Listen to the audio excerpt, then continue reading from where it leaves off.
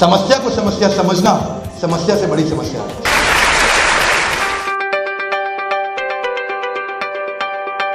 Hey, welcome back. I'm Vivek Bindra. I'm an international motivational speaker and a leadership consultant, CEO, coach. आप सबका बहुत बहुत स्वागत है। आज एक बड़े ही अद्भुत टॉपिक पे मैं लेके जा रहा हूँ आपको। ये जर्नी जिसके बारे में बहुत लोगों ने मुझसे पूछा और वो टॉपिक है how to achieve all your goals. आप कोई भी गोल सेट करें, उसको अचीव कैसे करना है, उसको 5 स्टेप्स में मैं शेयर करने वाला हूँ। 5 steps to achieve all your goals. मैंने पूरी किताब एक लिखी है, वो किताब जल्दी पब्लिश होने वाली है ब्लूम्सबरी पब्लिशर्स के साथ में। I have authored about 10 high power motivational books. आप कई किताबें मुझे खरीद के पढ़ सकते हैं, फ्लिपकार्ट, अमेजॉन, सभी जगह मिलती हैं। तो मैं शेयर करने जा रहा हूं 5 steps on how to achieve all your goals. और पहला स्टेप क्या है? You got to actually hold on to a conscious goal. Your goal statement has to be a very very consciously created goal. How to make a goal is not what I am going to discuss right now. What I'm going to discuss right now, that's my other video, you can see that. My discussion is hold on to a conscious goal. When you want to achieve your goal, you've got to hold on to the conscious goal. Your problem is not that you don't have a goal. Your problem is very frequently you change your lot of goals. जब आप कोई गोल नहीं achieve कर पाते, you change your goal. Don't change your goal, change the strategy. अपने लक्ष्य को ना बदलें, अपने तरीकों को बदलें। करना क्या है?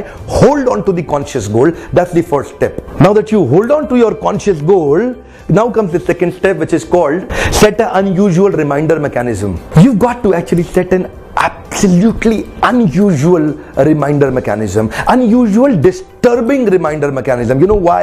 Because आप बार बार consciously अपने गोल को होल्ड नहीं करेंगे। आपकी आदत है अपने गोल को भूल जाते हैं। आप क्या, दुनिया के जितने 99% लोग हैं उनके बारे में बताया गया है कि they don't hold on to their conscious goal. What do they do is, या तो वो गोल नहीं बनाते या बनाते हैं तो बार बार बदल देते हैं। So my request to you is hold on to a conscious goal and set an unusual reminder mechanism, ताकि वो गोल आपको बार बार याद आए। फॉर एग्जाम्पल, अपनी घड़ी को उतार के बाएं हाथ से आप दाएं हाथ में पहन लें, and when you wear your watch in a different hand, होगा क्या? अब आप जब समय देखेंगे तो आपको बड़ी तकलीफ आएगी, क्योंकि बार बार आप बायां हाथ देखते थे, अब आप दाएं हाथ से देखेंगे। So what happens is it will remind you कि आपको इस गोल को प्रैक्टिस करना है अपने जीवन में। डिस्टर्बिंग साइन पोस्ट लगा दें अपने रास्ते के अंदर, जहां से आप जाते हैं कुछ अजीब सा ऐसा लगा दें कि ताकि आपको मुड़ के जाना पड़े, जो आपको रिमाइंड करे आपको अपने गोल्स को प्रैक्टिस करना है। एक मिरर को आप कवर कर सकते हैं 80%। एक और एग्जांपल आपसे शेयर कर रहा हूं।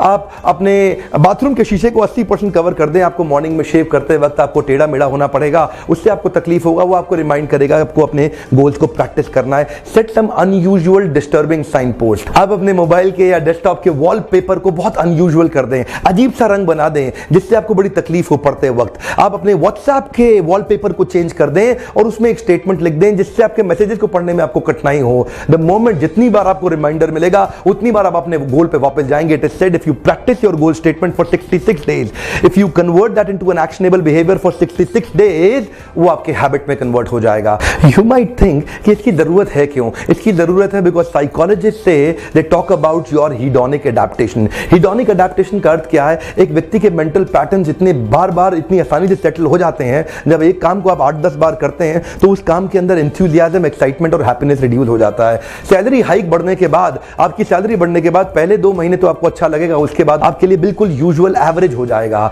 इसी प्रकार कई बार देखते हैं हम नया कपड़ा लेके आते हैं, नई गाड़ी पहली सैलरी से खरीद के लेके आते हैं, पहले 2 महीने तो अच्छा लगता है, उसके बाद सब सेटल हो जाता है। ये law of diminishing marginal utility के अंदर इकोनॉमिक्स में भी हम 12th स्टैंडर्ड में पढ़ते थे, जो बार बार आप यूनिट को कंज्यूम करते हैं तो यूटिलिटी डिराइड उसमें कम होती जाती है। आप गुलाब जामुन पहला खाएंगे अच्छा लगेगा, दूसरा खाएंगे ठीक लगेगा, तीसरा खाएंगे ठीक ठाक सा लगेगा, लेकिन 8वें 10वें गुलाब जामुन को खाने में आपको बड़ी कठिनाई आएगी। तो हीडोनिक अडैप्टेशन को अगर आप पार कर सके, उसको सरपास कर सके, और उसका उपाय क्या है? पहला स्टेप था hold on to the conscious goal, और सेकंड स्टेप रिमाइंडर बार बार दीजिए उस गोल को, ताकि आप एक्साइटेड रहें उस गोल के लेके। अभी आएगा तीसरा स्टेप। इसके अंदर आपको टाइमलाइन निर्धारित करना बहुत आवश्यक है। स्टेटमेंट बड़ा सिंपल है जिसको आपको भरना है। I will do what by when. Hey come on, one more time. I will do what by when. I will do what by when. मैं क्या करूंगा, कब तक करूंगा, क्या करूंगा, कब तक करूंगा। वो 5 एक्टिविटी और उसको टाइमलाइन देना पड़ेगा ताकि आप उसको क्लोज कर सकें, उस समय के अंदर क्लोज कर सकें, निर्धारित समय में क्लोज कर सकें। आई will do what by when is important thing. ये जो आई will do what by when है,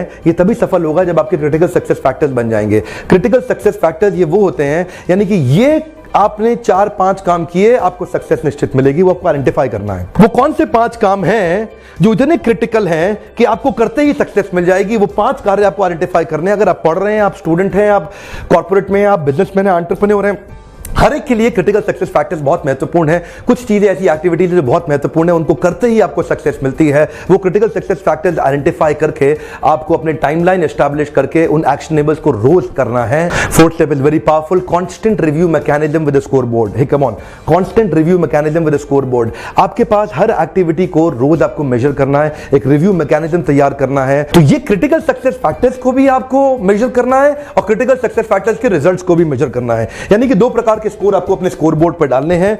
एक हो गया आपका एफर्ट स्कोर, एक हो गया रिजल्ट स्कोर। एफर्ट स्कोर को भी आपको कंट्रोल में लाना है, रिजल्ट स्कोर को भी कंट्रोल में लाना है। एफर्ट स्कोर वो है जितनी आपने मेहनत करी, रिजल्ट स्कोर में वो आएगा जो आपका आउटपुट निकल करके आया। फॉर एग्जांपल, कितना मेहनत किया और कितना रिजल्ट आया, ये दोनों अलग अलग तरीके के स्कोर होते हैं। उदाहरण के रूप में आपने कितना ट्रेडमिल पे भागे, ये एफर्ट स्कोर है। कितना वजन कम हुआ, वो रिजल्ट स्कोर है। आप क्रिकेट का मैच खेल रहे हैं और 5 ओवर में 30 रन चाहिए, तो आपको 6 बॉल पर ओवर मारने हैं, ये एफर्ट स्कोर है। 30 रन पूरे हो गए, वो रिजल्ट स्कोर है। आपकी गाड़ी बार बार खराब हो रही है, वो आउटपुट रिजल्ट है। आप कितनी बार नियमित रूप से उसकी सर्विस करा रहे हैं, वो एफर्ट है। अगर आप एफर्ट को कंट्रोल कर लेंगे तो रिजल्ट अपने आप कंट्रोल में आ जाएगा।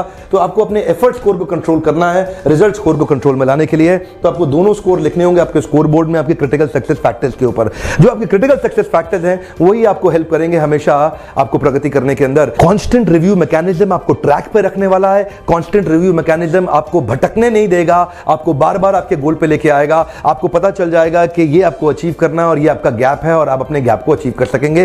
पांचवा पॉइंट बहुत महत्वपूर्ण है, आपके अकाउंटेबिलिटी स्ट्रक्चर्स। आपको किसी ना किसी के प्रति अकाउंटेबल होना बहुत महत्वपूर्ण है। किसी के प्रति अकाउंटेबिलिटी, किसी के प्रति जवाबदेही, किसी के प्रति आंसरेबिलिटी इज इंपॉर्टेंट। अगर आप किसी के प्रति जवाबदेह हो जाएंगे, उसको हर हफ्ते आपको, वो आपका दोस्त हो सकता है, आपका मेंटर, आपका कोच, आपका बॉस, आपका हमसफर, आपका साथी, कोई भी हो सकता है जिस पे आप विश्वास रखते हो, जिसके ऊपर आपको कॉन्फिडेंस हो, जिसको आप अपनी पर्सनल बात शेयर कर सकते हो। तो अपनी लाइफ में एक मेंटर जरूर ढूंढिए। हर एक व्यक्ति की लाइफ में मेंटर होना बहुत जरूरी है। तो किसी व्यक्ति के प्रति आपको अकाउंटेबल होना पड़ेगा, जिसको जाकर के आप अपना रिव्यू स्ट्रक्चर और अपना रिपोर्ट शेयर कर सकते हैं। पहला रिव्यू खुद करेंगे और दूसरा रिव्यू उससे कराएंगे। फॉर एग्जांपल, सैटरडे तक आपने रिव्यू कर लिया, संडे को आप उनके साथ में डिस्कस करेंगे। हर हफ्ते आपको आधे घंटे के लिए किसी एक व्यक्ति के पास अपना अकाउंटेबिलिटी स्ट्रक्चर के साथ में उसको रिपोर्ट करना होगा। कॉर्पोरेट वर्ल्ड में मेरा एक्सपीरियंस है, बहुत से कॉर्पोरेट में मैं प्रोग्राम्स करता हूं, leadership development, leadership in pipeline, succession planning, talent के प्रोग्रेशन पे काम करता हूं, कैसे टैलेंट को आगे बढ़ाया जाता है। Listen to me sir, accountability का कोई मुकाबला नहीं है। जब आपके पास जवाबदेही होती है, जब आपको पता है कि एक व्यक्ति है जिसको आपने सैटरडे को जाके पिछले हफ्ते का कमिटमेंट लेवल, अचीवमेंट लेवल का रिपोर्ट देना है, आपने उसको बताना है कि पिछले हफ्ते आपने क्या किया, आपने अपना एक रिपोर्ट कार्ड उसको जाके शेयर करना है, तो आप शर्म के मारे करेंगे। पहला हफ्ता नहीं कर पाएंगे, दूसरा हफ्ता आप बेशर्म होकर कर लेंगे, लेकिन तीसरे चौथे हफ्ते में आप नहीं बच पाएंगे। आपके पास जीवन में एक व्यक्ति, एक मेंटर, एक कोच, एक टीचर, एक गाइड, एक काउंसलर, एक मेंटर होना बहुत आवश्यक है, जिसके प्रति आप अकाउंटेबल हो, जिसको जाके आप रिपोर्ट करें, हर हफ्ते बताएं उनको। आप अपने गोल्स के नजदीक जाना चाहते हैं तो छोटे छोटे अचीवमेंट जब आप उनसे शेयर करेंगे, ऑफ कोर्स वो एक व्यक्ति ऐसा होना चाहिए जिससे आपको इंस्पिरेशन मिले, ऐसा व्यक्ति होना चाहिए जिस पे आप ट्रस्ट कर सकें, क्योंकि आप अपने हृदय की बात तभी खोल पाएंगे जब वो ट्रस्टवर्दी व्यक्ति होगा। ढूंढिए एक व्यक्ति, कोई जरूरी नहीं है कि उसको नॉलेज हो आपके डिपार्टमेंट की, कोई जरूरी नहीं है कि उसके पास फंक्शनल नॉलेज हो, पर वो व्यक्ति होना चाहिए जिसके प्रति आप जवाबदेह महसूस करें और जो व्यक्ति कमिटेड हो आपका ध्यान रखने के लिए, आपको डेवलप, कल्टीवेट करने के लिए, और आप उसकी बात सुनते हो। ऐसा नहीं है कि वो आपको कोई गाइडेंस दे और आप उसकी बात ना सुने। तो अकाउंटेबिलिटी की मदद से आप जाकर के रिव्यू कर सकेंगे। पहला रिव्यू खुद, दूसरा रिव्यू वो आपके साथ में करेंगे, वो आपको कुछ फीडबैक देंगे। इंटेलिजेंट व्यक्ति कोई अपना एक ऐसा मेंटर ढूंढिए जिसके प्रति आप अकाउंटेबल हो। इस तरह से क्या होगा, आप ट्रैक पे रहेंगे। बेनिफिट क्या है, you are on the track.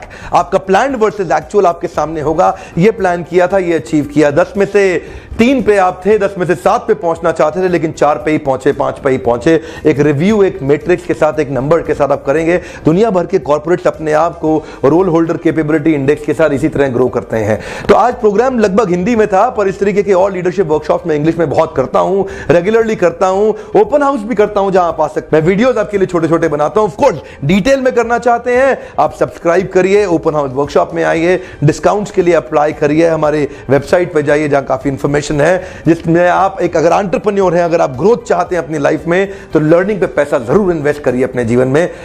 Video देखने के लिए बहुत बहुत धन्यवाद। अगर आपको अच्छा लगा, किसी और को फायदा हो तो शेयर भी कर दीजिएगा।